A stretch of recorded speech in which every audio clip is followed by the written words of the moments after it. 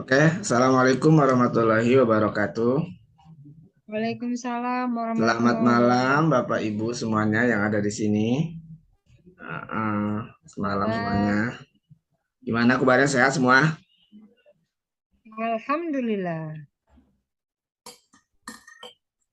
Baik, sekarang kita memasuki modul lokal karya satu. Ya, saya mohon izin untuk share ya. Sebelum ini kita buat kesepakatan kelas dulu ya. Seperti kita tidak mengunmute, kamera tidak ditutup ya, sesuai dengan kesepakatan bersama ya. On kamera, on mute, tidak berisik dan room chat. Oke. Oke. Salam selamat dan bahagia dari saya Aib Muhtarom dari Lampung Selatan, Lampung. Tabi pun. Jawaban apa Ibu? Ya Ya pun. pun. Itu istilah dari bahasa kami ya Lampung ya. Oke, langsung. Tujuan dari persentase ini terkait pengembangan komunikasi praktisi. Satu, yang pertama yaitu menjalankan hubungan mindset pemimpin pembelajaran di konteks sekolah. Yang kedua, menjalankan pentingnya dan manfaat komunitas praktisi baik untuk dirinya sendiri dan lingkungan belajar. Yang ketiga, menjelaskan konsep, filosofi, dan prinsip pengembangan di komunitas sebagai bagian dari peran guru penggerak. Komunitas praktisi memberikan wadah bagi para guru penggerak, guru belajar dalam berpartisipasi dalam mengembangkan diri mereka, interaksi dan dialog antara anggota komunitas ya dapat berupa berbagai kekhawatiran. Makanya ada masalah yang seperti adanya praktik baik untuk direfleksikan bersama-sama. Dengan begitu, anggota komunitas dapat saling dukung untuk mandiri dan berdaya memenuhi kebutuhan profesionalismenya. Maka pentingnya bagi semua anggota komunitas untuk berkontribusi dan memanfaatkan semua aktivitas dalam komunitas. Baik, kita coba masuk ke ini pertanyaan pemantik. Dari pertanyaan pemantik ini kita masuk ke Jamboard dulu. Jamboard nanti akan linknya saya bagikan dulu.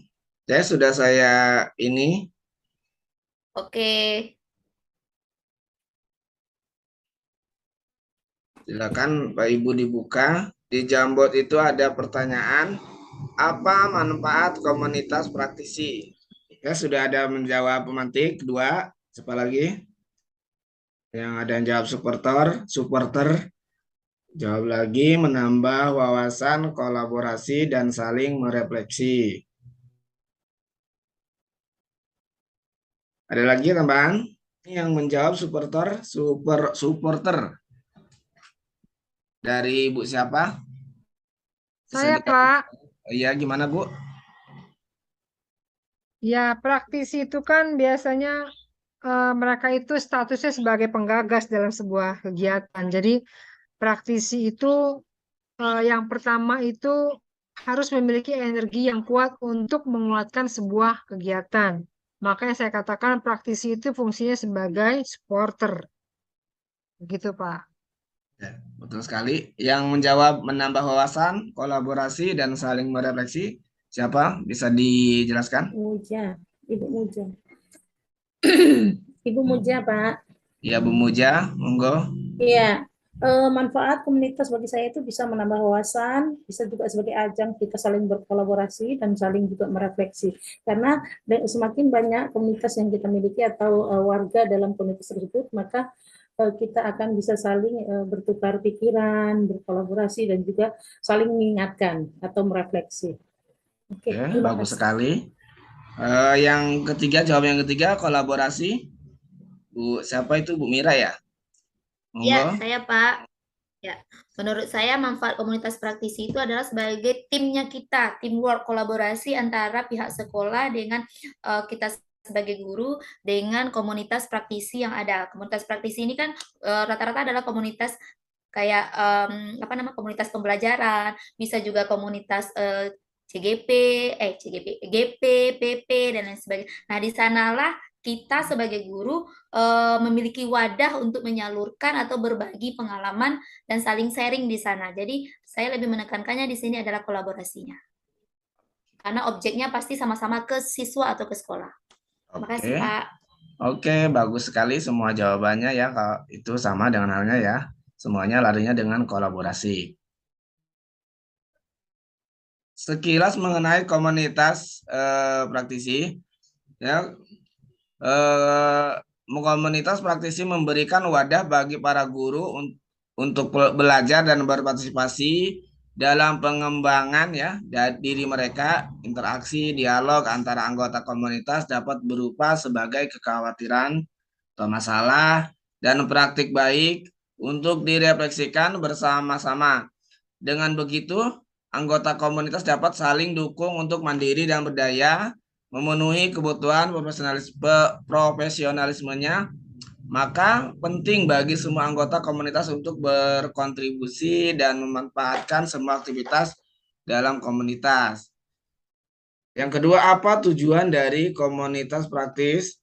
Bisa Bapak Ibu dituliskan di kolom chat ya. Apa tujuan dari komunitas praktisi? Ya. Ada yang sudah jawab, Bu Preni. Agar mudah apa ini? Agar tujuan mudah tercapai. Ya. Bu Preni, ya baik sekali. Dan lagi Bu Fitri jawab membagi informasi dalam mengembangkan keahlian. Bagus sekali. Bisa dijelaskan seperti apa, Bu Preni? Monggo yang mau dijawab. Halo? Iya, Pak.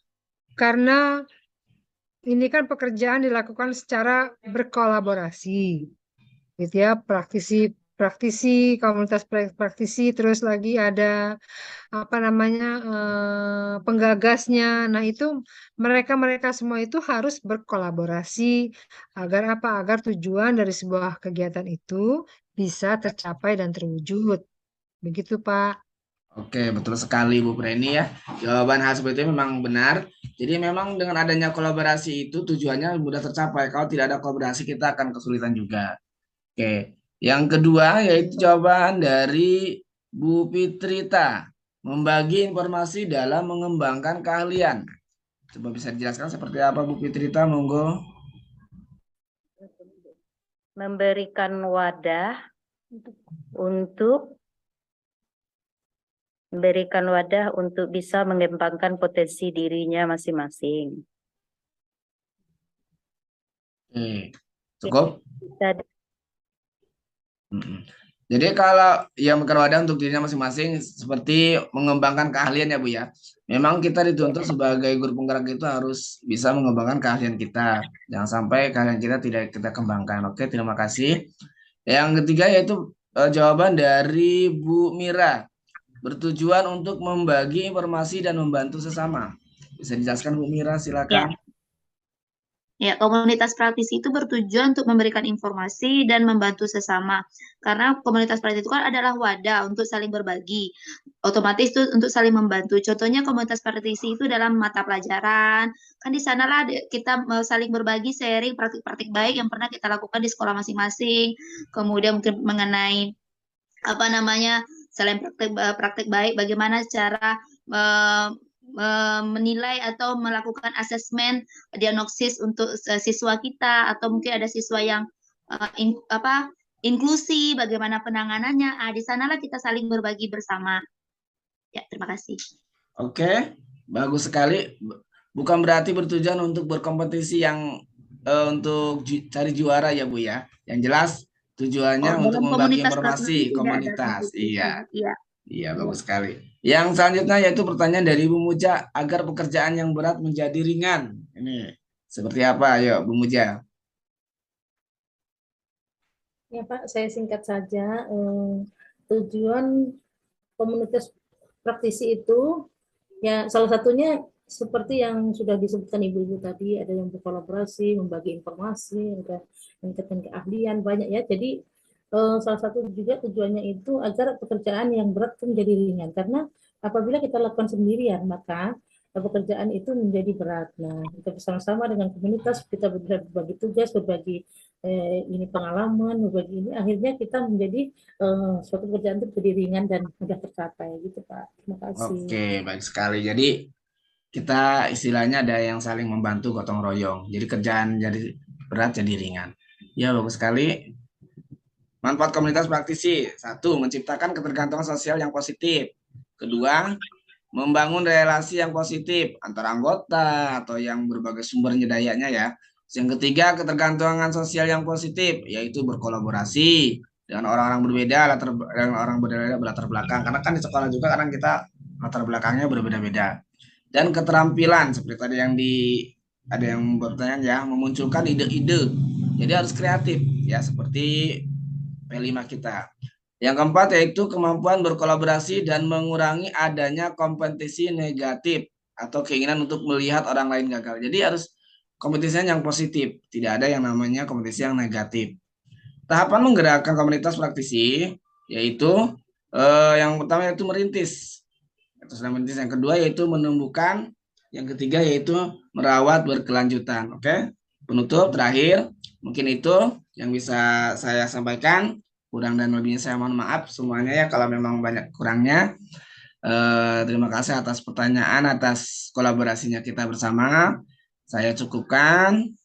Ibu-ibu, terima kasih. Wassalamualaikum. Sampai jumpa kembali ya. Saya tutup. Wassalamualaikum warahmatullahi wabarakatuh.